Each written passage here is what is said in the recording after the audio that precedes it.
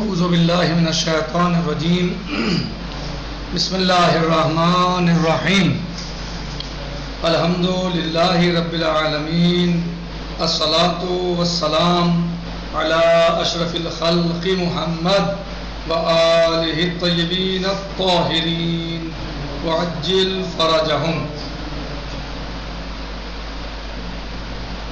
ہماری گفتگو چل رہی تھی اس تعریف کے بارے میں. ہماری جو بات چل رہی تھی اس تعریف کے بارے میں آج اور کل ہماری گفتگو تھی کہ العلم بالعناصر المشترکہ. علم اصول کیا ہے؟ وہ علم ہے عناصر مشترکہ کا جو عملیہ استنباط میں واقع ہوتے ہیں. اس تعریف میں ہماری گفتگو چل رہی ہے. کہہ رہے ہیں کہ اب یہ مشترکہ یا مشترکہ یعنی اسے کیا پڑھا جائے اور کیا بہتر ہے. کہہ رہے ہیں کہ مشترکہ اور مشترکہ میں عموم خصوص مطلق کیا ہے؟ نسبت میں کون سی ہے؟ عموم خصوص مطلق. یعنی مشترکہ عام ہیں اور مشترکہ خاص ہیں. یعنی مشترکہ عامہ اور خاصہ دونوں میں پائے جاتے ہیں. عناصر مشترکہ عام ہیں، صحیح مطلق ہیں.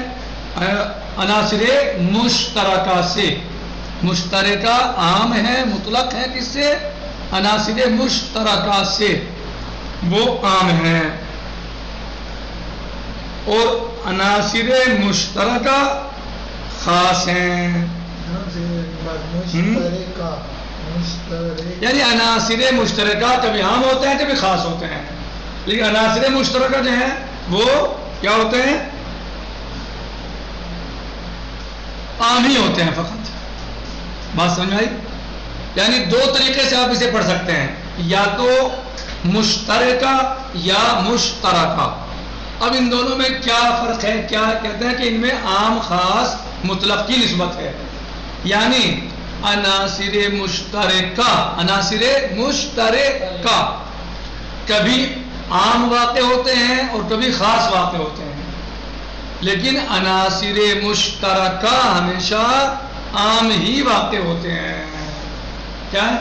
کیا اور مشترکہ کیا فرق ہے؟ کون سی نسبت ہے دونوں میں؟ مشترکہ جو ہے عام بھی ہوتے ہیں کبھی خاص. ہاں، کبھی عام واقع ہوتے ہیں اور کبھی خاص واقع ہوتے ہیں، لیکن عناصر مشترکہ ہمیشہ عام ہوتے ہیں. وہ ہمیشہ عام ہوتے ہیں. ان میں یہ یعنی جو ہے وہ فرق ہے. یعنی شہید نے کیا کہا؟ شہید نے کیا کہا ہے؟ شہید نے کہا ہے مشترکہ، مشترکہ نہیں کہا، کیونکہ پھر ورنہ شہید کی تعریف پر بھی اعتراض ہو سکتا تھا. لہذا شہید نے کہا العلم، علم اصول کیا ہے؟ بِأَنَّهُ العلم بالعناصر المشترکہ، وہ عناصر مشترکہ کا علم ہے. کون سے عناصر مشترکہ؟ جو عملیہ استنباط حکم شرعی میں استعمال ہوتے ہیں. صحیح، جو عملیات استنباط حکم شرعی میں استعمال کیے جاتے ہیں یا معین و مددگار ثابت ہوتے ہیں. لہذا مشترکہ اور مشترکہ میں عام خاص مطلق کی نسبت ہے. پھر اس پر بھی اعتراض اشکال ہے. مثلا کس چیز پر؟ کہ عناصر مشترکہ پر کیا اعتراض ہو سکتا ہے؟ عناصر مشترکہ پر کہہ رہے اشکال اس پر یہ ہے کہ عناصر بذات خود شریک نہیں کیے جاتے، اشتراک نہیں ہوتا ان کو بذات خود کہ انہیں مشترک کہا جا سکے. پھر کیا ہوتا ہے کہ انہیں کوئی استعمال کرتا ہے. جو عناصر ہیں وہ خود آ جاتے ہیں کہ ہمیں استعمال کر دو، یا انہیں بھی استعمال کرتا ہے. کون کرتا ہے؟ ہمیں شریک کرنے والا کون ہوتا ہے؟ فقیہ. تو وہ مشترک کیسے ہو جائیں گے؟ وہ مشترک ہوں گے. یعنی بہتر یہ ہے، یعنی شہید نے کیا استعمال کیا؟ مشترکہ. کیوں؟ کیونکہ عناصر خود نہیں استعمال ہوتے بلکہ انہیں استعمال کیا جاتا ہے. ان کا استعمال کرنے والا کون ہوتا ہے؟ فقیہ ہوتا ہے. تو جسے استعمال کی جا رہی ہے، جس شریک وہ مشترک ہوگا، مشترک نہیں ہوگا. تو یعنی اس اعتبار سے بھی کیا کہا جائے؟ بہتر ہے کہ مشترکہ ہی کہا جائے، کیونکہ عناصر خود استعمال نہیں ہوتے.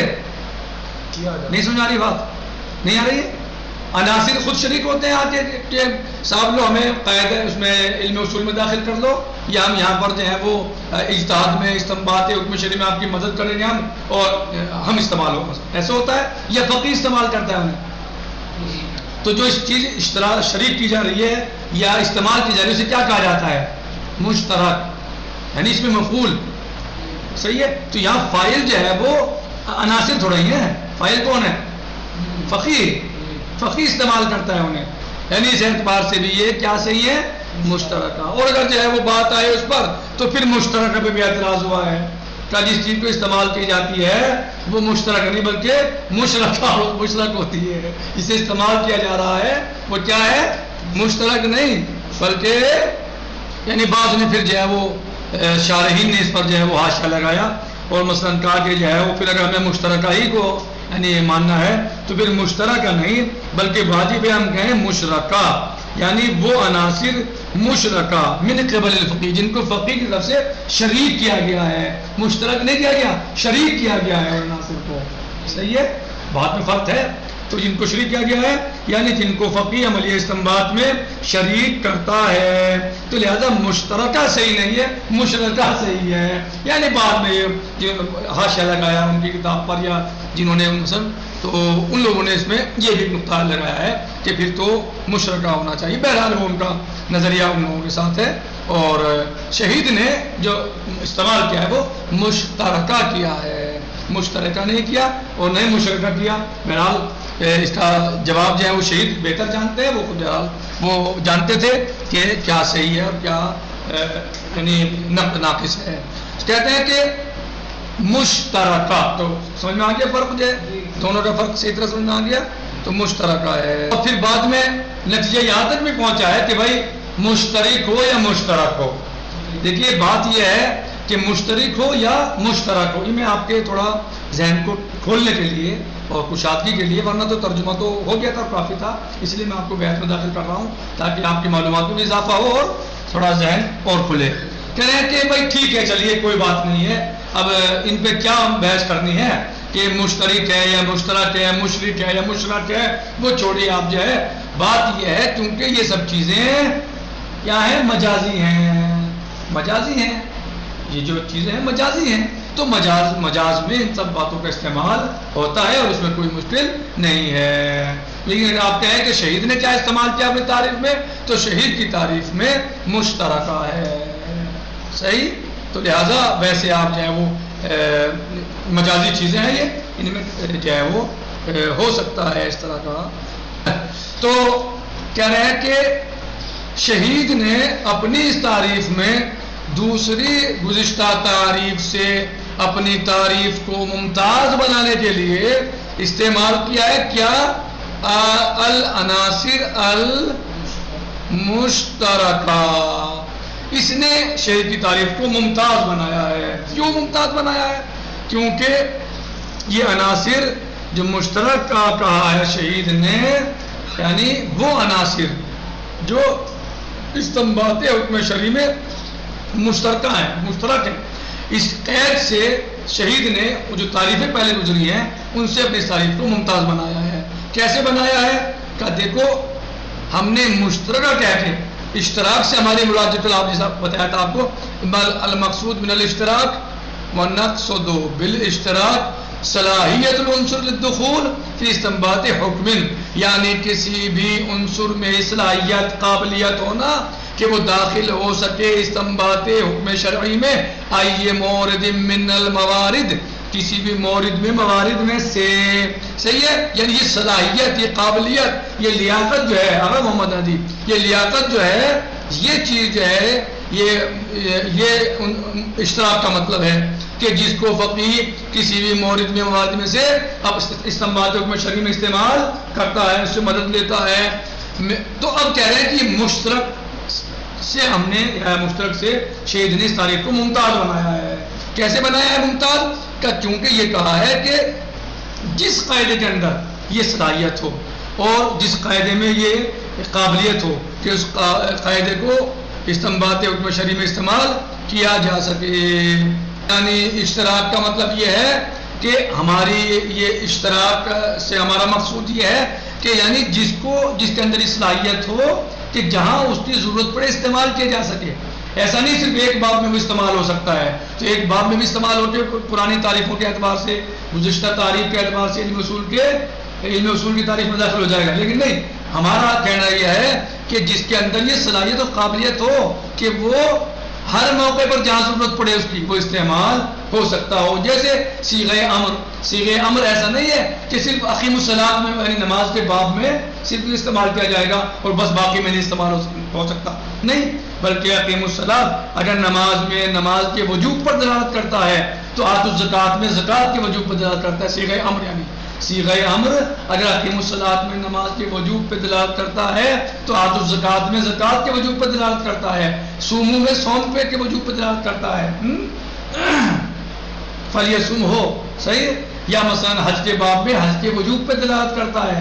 تو ایسا نہیں کہ کلمہ شہید ایک باب میں استعمال ہوا صرف تیمم کے مسئلے میں باقی بات تمام ہو گئی، تو ایسا نہیں، بلکہ وہ عنصر وہ عناصر جن کی علم اصول میں تکرار ہوتی ہو، بار بار جنہیں دہرایا جاتا ہو، یعنی ایک باب میں نہیں، ایک بات میں نہیں، صرف ایک باب میں نہیں صرف، بلکہ جس باب میں ضرورت پڑے ہم اسے استعمال کر سکیں. کلمہ شہید مسئلہ لغوی ہے، کلمہ شہید مسئلہ لغوی ہے، اس کو ہم کہاں استعمال کر سکتے ہیں؟ جہاں مسئلہ لغوی ہمیں اس مسئلے میں شہید میں ضرورت پڑے بس. ایسا نہیں کہ ہم اسے نماز میں استعمال کر لیں، روزے میں استعمال کر لیں، حج میں کر لیں، ایسا نہیں ہے. برخلاف صیغہ امر کے صیغہ امر اگر آپ کو ضرورت پڑتی ہے باب صلاۃ میں تو وہاں بھی استعمال ہوگا، باب زکوٰۃ میں وہاں بھی استعمال ہوگا، باب صوم میں وہاں بھی استعمال ہوگا، باب حج میں وہاں بھی استعمال ہوگا. جہاں بھی ضرورت آپ کو پڑے گی وہاں استعمال ہوگا. تو اس قید سے جو قید مشترکہ کی ہے تو اس قید سے خارج ہو گئے وہ چیزیں خارج ہو گئی کہ جو کبھی کبھی کہیں استعمال ہوتی ہیں. مثلا یعنی جو عنصر خاصہ ہیں وہ خارج ہو گئے، اور ہمارا مقصود کیا ہے؟ عنصر عامہ. تو وہ خارج مثلا سعید کلمہ ظہور کلمہ سعید مثلا، یا ظہور کلمہ تحیہ جیسے آپ نے مثال میں پڑھا ہو پہلے تعریف میں، یا زرارہ ثقہ، یہ ہر جگہ استعمال نہیں ہوتے بلکہ جہاں خاص موقع پر ان کی ضرورت ہے. اور عملیہ استنباط حکم شرعی ہے وہ بہرحال ہم یہاں پر جو ہمارا مقصود ہے اس سے وہ کیسے مقصود ہے، یعنی جو مشترک سے مقصود ہے وہ مقصود ہے عقائد عامہ. جبکہ عملیہ استنباط تو حالانکہ جو ہے وہ قاعدہ عامہ اور قواعد خاصہ دونوں اس میں استعمال ہوتے ہیں، لیکن جو قاعدہ اصولیہ بن سکتا ہے، بات ہماری استعمال کی صرف نہیں ہے، بات ہماری چل رہی ہے اس موضوع پر جو قواعد اصولیہ بن سکتے ہیں. تو قواعد اصولیہ یعنی علم یعنی استنباط حکم شرعی میں قواعد خاصہ بھی استعمال ہوتے ہیں، اور قواعد خاصہ استعمال ہو سکتے ہیں کہ جو مثلا لغوی ہیں یا زرارہ ثقہ ہے، یہ استعمال استنباط میں ہوتے ہیں اور ہو سکتے ہیں، لیکن یہ خاص مقامات کے لیے ہیں. لیکن جو قاعدہ عامہ ہیں وہ ان کی بار بار تکرار ہوتی ہے، وہ قواعد جو عامہ ہیں انہیں قاعدہ اصولی یا انہیں علم اصول کے قواعد میں داخل کیا جا سکتا ہے، برخلاف قواعد عامہ کے، برخلاف قواعد خاصہ کے، کہ قواعد خاصہ سے استنباط حکم شرعی میں استفادہ تو کیا جا سکتا ہے لیکن ان کو قواعد اصولیہ میں داخل نہیں کیا جا سکتا. لیکن قواعد عامہ کو استنباط حکم شرعی میں شریک بھی کیا جائے گا، استفادہ بھی کیا جائے گا اس سے، اور اس کو علم اصول کے قواعد میں داخل بھی کیا جائے گا. تو کہہ رہے ہیں کہ فَإِنَّهُ مثل ظہور صیغۃ الامر فی الوجوب، جیسے صیغہ امر ظاہر وجوب میں فَإِنَّهُ قابل ان یستنبط، بس وہ اپنے اندر قابلیت رکھتا ہے کہ اس سے استنباط کیا جا سکے وجوب صلاۃ کا یا وجوب صوم کا، وہاں کذا، اور اس طرح وجوب حج کا، وجوب زکوٰۃ کا وغیرہ. وبہذا اور اس وجہ سے تخرج امثال مسئلہ ظہور کلمت سعید، اس بات سے جو ہم نے بات پیش کی ہے خارج ہو جاتا ہے ظہور کلمہ سعید عن علم الاصول، یعنی یہ جو آپ کا اعتراض آ سکتا تھا یا ملاحظہ ہو سکتا تھا کلمہ سعید کے ذریعے، وہ رفع ہو گیا، ختم ہو گیا کیسے؟ علم اصول سے، ہماری اس بات کے ذریعے۔ کیوں؟ لأنہا، اس لیے کہ کلمہ سعید یہ مسئلہ ظہور کلمہ سعید عنصر خاص، عنصر خاص ہے، لا یصلح، یہ عنصر خاص صحیح نہیں ہے کہ للدخول، کہ اسے داخل کیا جائے فی استنباط حکم، استنباط حکم میں غیر متعلقین، اس چیز میں کہ جو متعلق نہیں ہے کس سے؟ مادہ سعید سے، یعنی مسئلہ ظہور کلمہ سعید کو کہاں داخل کر سکتے ہیں، کہاں استعمال کر سکتے ہیں؟